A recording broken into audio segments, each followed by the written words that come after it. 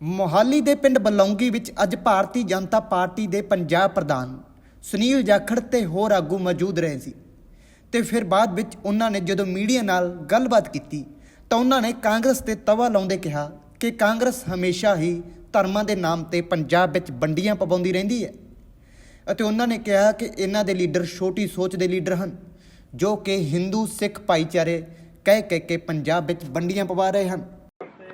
ਮੈਨੂੰ ਬੜੇ ਅਫਸੋਸ ਨਾਲ ਕਹਿਣਾ ਪੈ ਰਿਹਾ ਹੈ, ਬੜਾ ਅਫਸੋਸ ਹੈ ਮੈਨੂੰ ਵੀ ਹਿੰਦੁਸਤਾਨ ਦੀ ਸਭ ਤੋਂ ਪੁਰਾਣੀ ਪਾਰਟੀ ਇਸ ਲੈਵਲ ਤੇ ਆ ਗਈ, ਇਸ ਨੀਵੇਂ ਪੱਧਰ ਤੇ ਆ ਕੇ ਪਹਿਲਾਂ ਉਹਨਾਂ ਨੇ ਤਿੰਨੋਂ ਰਾਜਾਂ ਦੇ ਵਿੱਚ ਚਾਹੇ ਆਪਣੇ ਤੇਲੰਗਾਨਾ ਸੀਗਾ, ਚਾਹੇ ਮੱਧ ਪ੍ਰਦੇਸ਼, ਚਾਹੇ ਛੱਤੀਸਗੜ੍ਹ, ਚਾਹੇ ਰਾਜਸਥਾਨ, ਇੱਥੇ ਆ ਕੇ ਉਹਨਾਂ ਨੇ ਨਫ਼ਰਤ ਦੇ ਬੀਜ ਬੋਏ, ਕਾਸਟ ਸੈਂਸਸ ਦੀਆਂ ਗੱਲਾਂ ਕੀਤੀਆਂ, ਮਸਲਾ ਵੋਟ ਸੀਗਾ।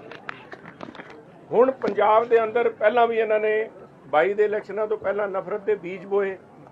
ਹਿੰਦੂ ਸਿੱਖ ਭਾਈਚਾਰਾ ਪੰਜਾਬ ਦੀ ਸਦਭਾਵਨਾ ਦੇ ਅੰਦਰ ਆਪਣੀ ਕੋਝੀ ਸੋਚ ਨੂੰ ਚੱਲਦੇ ਹੋਏ ਇਹਨਾਂ ਨੇ ਨਫ਼ਰਤ ਦੇ ਬੀਜ ਬੋਣ ਦੀ ਕੋਸ਼ਿਸ਼ ਕੀਤੀ। ਹੁਣ ਫੇਰ ਇਸੇ ਗੱਲ ਤੇ ਆ ਗਏ। ਦੇਖੋ, ਮੇਰੀ ਬੇਨਤੀ ਹੈ ਮੈਂ ਸਮਝਦਾ ਬਹੁਤ ਹੀ ਘਟੀਆ ਸੋਚ ਦੇ ਜਿਹੜੇ ਖਾਸ ਤੌਰ ਤੇ ਪੰਜਾਬ ਵਾਲੇ ਕਾਂਗਰਸ ਦੇ ਜਿਹੜੇ ਲੀਡਰ ਹੈ ਉਹ ਪੰਜਾਬ ਨੂੰ ਬਖਸ਼ਣ ਸਾਹਿਬ। ਤੁਸੀਂ ਕਿਸੇ ਨੇ ਮੁੱਖ ਮੰਤਰੀ ਬਣਨਾ ਹੈ, ਨਹੀਂ ਬਣਨਾ ਹੈ, ਪਰ ਆਹ ਜਿਹੜਾ ਨਫ਼ਰਤ ਦੇ ਬੀਜ ਨਾ ਬੋ। ਇੱਥੇ ਸਾਰਿਆਂ ਦਾ ਭਾਈਚਾਰਕ ਸਾਂਝ ਹੈ ਪੰਜਾਬ ਦੀ। ਪੰਜਾਬ ਜਾਣਾ ਇਸੇ ਕਰਕੇ ਜਾਂਦਾ ਹੈ। ਪੰਜਾਬ ਦਾ ਦਿਲ ਵੱਡੇ ਜਿਗਰੇ ਵਾਲੇ ਵੀ ਹੈ, ਵੱਡੇ ਛਾਤੀਆਂ ਵਾਲੇ ਵੀ ਹੈ। ਆਹ ਛੋਟੀ ਸੋਚ ਵਾਲੇ ਲੀਡਰ ਪਤਾ ਨਹੀਂ ਕਿੱਥੋਂ ਪੈਦਾ ਹੋਏ ਹੈ। ਤੇ ਸਭ ਤੋਂ ਵੱਡੀ ਮੈਂ ਸਮਝਦਾ ਵੀ ਪੰਜਾਬ ਦੀ ਜਨਤਾ ਦੇ ਨਾਲ ਮਜ਼ਾਕ ਆ ਹੋ ਰਿਹਾ ਹੈ ਵੀ ਕੱਲ ਕਾਂਗਰਸ ਦੇ ਸਾਰੇ ਲੀਡਰ ਇਸ ਗੱਲ ਨੂੰ ਇਕੱਠੇ ਹੋਏ ਵੀ ਇੱਥੇ ਹਿੰਦੂਆਂ ਨੂੰ ਉਹਨਾਂ ਦਾ ਬਣਦਾ ਸਤਿਕਾਰ ਮਿਲੂਗਾ, ਬਣਦਾ ਉਹਨਾਂ ਨੂੰ ਹਿੱਸਾ ਮਿਲੂਗਾ। ਸਭ ਭਰੋਸਾ ਦੇਣ ਵਾਲੇ ਕੌਣ ਸੀਗੇ?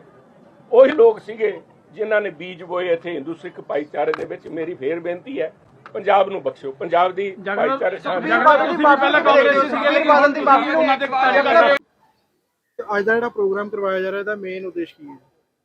ਵਿਕਸਿਤ ਭਾਰਤ ਸੰਕਲਪ ਯਾਤਰਾ ਪੂਰੇ ਦੇਸ਼ ਦੇ ਵਿੱਚ ਜਿਹੜਾ ਸਮਾਜ ਅੱਜ ਵੰਚਿਤ ਹੈ ਬੇਸਿਕ ਚੀਜ਼ਾਂ ਤੋਂ, ਉਹਨਾਂ ਵਾਸਤੇ ਮੋਦੀ ਜੀ ਨੇ ਪਿਛਲੇ 10 ਸਾਲ ਵਿੱਚ ਜੋ ਕੁਝ ਕੀਤਾ ਉਹ ਘਰ ਘਰ ਪਿੰਡ ਪਿੰਡ ਲੈ ਕੇ ਜਾਇਆ ਜਾ ਰਿਹਾ, ਤਾਂ ਕਿ ਜਿਨ੍ਹਾਂ ਨੂੰ ਉਹ ਸੁਵਿਧਾਵਾਂ ਨਹੀਂ ਮਿਲ ਪਾਈਆਂ ਕਿਸੇ ਕਾਰਨ ਕਰਕੇ, ਰੈਡ ਟੇਪਿਜ਼ਮ ਕਰਕੇ ਜਾਂ ਕਿਸੇ ਹੋਰ ਵਜ੍ਹਾ ਕਰਕੇ, ਉਹ ਸਾਰੀਆਂ ਸੁਵਿਧਾਵਾਂ ਉਹਨਾਂ ਦੇ ਘਰ ਵਿੱਚ ਜਾ ਕੇ ਮੌਕੇ ਤੇ ਹੀ ਸਾਰੀਆਂ ਸੁਵਿਧਾਵਾਂ ਦਿੱਤੀਆਂ ਜਾ ਸਕਣ। 14 ਐਸੇ ਕਾਰਜਕ੍ਰਮ ਨੇ ਜਿਹਦੇ ਵਿੱਚ ਭਾਵੇਂ ਆਯੁਸ਼ਮਾਨ ਕਾਰਡ ਹੋਵੇ, ਭਾਵੇਂ ਸੁਕੰਨਿਆ ਯੋਜਨਾ ਹੋਵੇ, ਭਾਵੇਂ ਉਜਵਲਾ ਯੋਜਨਾ ਹੋਵੇ। 14 ਇਸ ਤਰੀਕੇ ਦੇ ਅਲੱਗ-ਅਲੱਗ ਕਾਰਜਕ੍ਰਮ ਨੇ ਜਿਨ੍ਹਾਂ ਦਾ ਨੂੰ ਘਰ ਘਰ ਲੈ ਕੇ ਪਿੰਡ ਵਿੱਚ, ਹਰ ਪਿੰਡ 'ਚ ਲੈ ਕੇ ਜਾਇਆ ਜਾ ਰਿਹਾ, ਤਾਂ ਕਿ ਜਿਹੜਾ ਗਰੀਬ ਕੋਈ ਉਸ ਤੋਂ ਵੰਚਿਤ ਰਹਿ ਗਿਆ ਉਹਨੂੰ ਉਹ ਯੋਜਨਾ ਦਾ ਫਾਇਦਾ ਮਿਲ ਸਕੇ। ਇਸ ਦਾ ਕੀ ਕਾਰਨ ਸਮਝਦੇ ਕਿ ਜਿਹੜੇ ਲੋਕੀ ਵੰਚਿਤ ਰਹਿ ਗਏ ਨੇ, ਕਿਹਨਾਂ ਕਾਰਨਾਂ ਕਰਕੇ? ਦੇਖੋ, ਪੰਜਾਬ ਦੇ ਵਿੱਚ ਤੇ ਬਹੁਤ ਵੱਡਾ ਕਾਰਨ ਇਹ ਹੈ ਕਿ ਜਿਹੜੀ ਪੰਜਾਬ ਦੀ ਸਰਕਾਰ ਹੈ, ਭਾਵੇਂ ਪਹਿਲੇ ਕਾਂਗਰਸ ਦੀ ਸਰਕਾਰ ਰਹੀ ਹੋਵੇ ਔਰ ਭਾਵੇਂ ਅੱਜ ਆਮ ਆਦਮੀ ਪਾਰਟੀ ਦੀ ਸਰਕਾਰ ਰਹੀ ਹੋਵੇ, ਉਹ ਇਹ ਯੋਜਨਾਵਾਂ ਗਰੀਬ ਤੱਕ ਪਹੁੰਚਣ ਨਹੀਂ ਦੇਣਾ ਚਾਹੁੰਦੇ ਔਰ ਉਹ ਚਾਹੁੰਦੇ ਨੇ ਗਰੀਬ ਹੀ ਰਵੇ। ਔਰ ਉਹਦਾ ਸਭ ਤੋਂ ਵੱਡਾ ਐਗਜ਼ਾਮਪਲ ਇਹ ਹੈ ਕਿ ਜਿੰਨਾ ਵੀ ਆਯੁਸ਼ਮਾਨ ਦੇ ਪੈਸੇ ਨੇ ਉਹ ਅੱਜ ਪੰਜਾਬ ਸਰਕਾਰ ਐਡਾਂ ਦੇ ਉੱਤੇ ਆਪਣੇ ਰਾਜਸਥਾਨ, ਮੱਧ ਪ੍ਰਦੇਸ਼ ਔਰ ਛੱਤੀਸਗੜ੍ਹ ਦੇ ਇਲੈਕਸ਼ਨਾਂ ਦੇ ਵਿੱਚ ਖਰਚ ਕਰ ਰਹੀ ਸੀਗੀ। ਜਿਹੜੇ ਵੈਲਨੈਸ ਸੈਂਟਰ ਵਾਸਤੇ ਪੈਸੇ ਸੈਂਟਰ ਨੇ ਭੇਜੇ, ਉਹਨਾਂ ਨੇ ਮਹੱਲਾ ਕਲੀਨਿਕਾਂ ਨੂੰ ਪੇਂਟ, ਜਿਹੜੇ ਆਲਰੇਡੀ ਚੱਲ ਰਹੇ ਕਲੀਨਿਕ ਸੀ ਉਹਨਾਂ ਨੂੰ ਪੇਂਟ ਕਰਕੇ ਆਮ ਆਦਮੀ ਪਾਰਟੀ ਕਲੀਨਿਕ ਦੇ ਬੋਰਡ ਲਾਉਣ 'ਤੇ ਖਰਚ ਕਰ ਦਿੱਤੇ। ਔਰ ਉਹ ਕਿਸੇ ਤਰੀਕੇ ਨਾਲ ਨਹੀਂ ਚਾਹੁੰਦੇ ਕਿ ਗਰੀਬ ਨੂੰ ਕਿਸੇ ਤਰੀਕੇ ਦਾ ਫਾਇਦਾ ਮਿਲ ਜੇ, ਗਰੀਬ ਆਪਣੀ ਗਰੀਬੀ ਤੋਂ ਬਾਹਰ ਨਿਕਲੇ, ਕਿਉਂਕਿ ਜੇ ਉਹ ਨਿਕਲਿਆ ਫਿਰ ਉਹ ਹਰ ਕੋਈ ਕਹੇਗਾ ਹਰ ਮੋਦੀ, ਘਰ ਮੋਦੀ। ਇੱਕ ਮੋਹਾਲੀ ਦੇ ਨਾਲ ਸਨੇਟਾ ਪਿੰਡ ਪੈਂਦਾ ਹੈ ਤੇ ਉਸ ਦੇ ਵਿੱਚ ਕਾਂਗਰਸ ਦੇ ਟਾਈਮ ਤੇ ਇੱਕ 15 ਬੈੱਡਾਂ ਦਾ ਹਸਪੀਟਲ ਕੀਤਾ ਗਿਆ ਸੀ ਤੇ ਸੈਂਟਰ ਵੱਲੋਂ ਗ੍ਰਾਂਟ ਵੀ ਇਸ਼ੂ ਹੋਈ ਸੀ 12.5 ਕਰੋੜ ਦੀ ਜੀ, ਤੇ ਉਸ ਨੂੰ ਅਜੇ ਤੱਕ ਕੋਈ ਚੱਲਿਆ ਵੀ ਨਹੀਂ ਤੇ ਉਸੇ ਕਹਿੰਦੇ ਤਕਰੀਬਨ 9.5 ਕਰੋੜ ਰੁਪਏ ਹੁਣ ਤੱਕ ਲੱਗ ਚੁੱਕੇ। ਹਾਂ, ਉਹ ਚੀਜ਼ ਧਿਆਨ ਵਿੱਚ ਹੈ ਜੀ, ਔਰ ਅਸੀਂ ਜਿਹੜੇ ਸਾਡੇ ਹੈਲਥ ਮਿਨਿਸਟਰ ਹੈ ਉਹਨਾਂ ਦੇ ਧਿਆਨ 'ਚ ਵੀ ਲਿਆਂਦੀ ਹੋਈ ਹੈ। ਜਿਹੜੇ ਦੇਸ਼ ਦੇ ਹੈਲਥ ਮਿਨਿਸਟਰ ਨੇ ਅੱਜ ਸ਼ੇਖਾਵਤ ਜੀ ਆਉਣਗੇ, ਉਹਨਾਂ ਦੇ ਧਿਆਨ ਵਿੱਚ ਵੀ ਇਹ ਗੱਲ ਰਹੇਗੀ। ਤੁਹਾਨੂੰ ਪਤਾ ਹੋਏਗਾ ਅੱਜ ਤੋਂ ਲਾਸਟ ਈਅਰ ਸਨੇਟੇ 'ਚ ਬਹੁਤ ਵੱਡਾ ਇੱਕ ਕਾਰਜਕ੍ਰਮ ਹੋਇਆ ਸੀਗਾ, ਉੱਥੇ ਵੀ ਸ਼ੇਖਾਵਤ ਸਾਹਿਬ ਰਹੇ ਸੀਗੇ ਔਰ ਉਹਨਾਂ ਨੂੰ ਵੀ ਉਸ ਏਰੀਏ ਦਾ ਭਲੀ ਭਾਂਤੀ ਪਤਾ, ਤੇ ਅਸੀਂ ਜਿੱਦਾਂ ਵੀ ਹੋਏਗਾ ਉਸ ਹਿਸਾਬ ਨਾਲ ਗੱਲਬਾਤ ਕਰਾਂਗੇ। ਜੈ ਹਿੰਦ। बहुत ही सत्कारयोग साढ़े मंच पे विराजमान आए सारे सीनियर आगू साहिबान, प्रधान साहब, प्रधान वशिष्ठ जी, सामने विराजमान मेरी माताएं और मेरी बहनें, मेरे नौजवान साथी,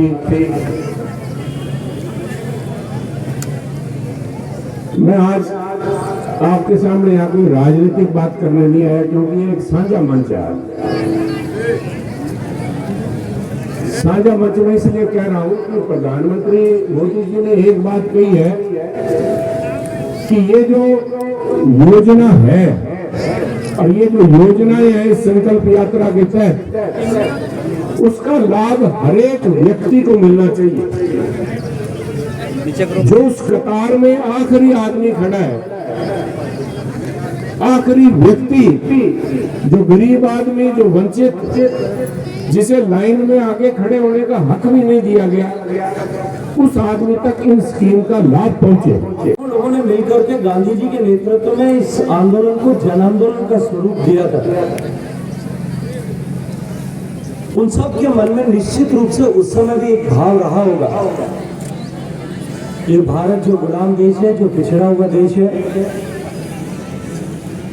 आजादी के बाद में हम इस भारत को विकसित, संपन्न, समृद्ध, शक्तिशाली ऐसा देश बनाएंगे। लेकिन आजादी के बाद में जिस तरह की सरकारें बनी, संसाधनों की सीमितता के चलते हुए, अभावों के चलते हुए, सरकारों की प्रवीणता, दक्षता, अभाव में स्कीम्स बना करके उनको धरातल पर कुछ स्तर तक उतार करके जनता के मन में इस विश्वास और भरोसे को जगाए रखना कि सरकारें उनके लिए काम कर रही है, इस पर आधारित हो गई। आजादी के लगभग 6 दशक, 6.5 दशक बीत जाने के बाद में भी देश का एक बहुत बड़ा तबका निरंतर विकास के दीपक को दूर से टिमटिमाता हुआ देखता था और इस आशा के साथ में देखता था कि कभी इसके माध्यम से मेरे घर में भी रोशनी होगी। आजादी के 7वें दशक पर पहुंच जाने के बाद में भी हम पीछे घूम करके देखे हैं। अभी आदरणीय सुभाष जी चर्चा कर रहे थे, संजीव भाई चर्चा कर रहे थे इस नाले के बारे में।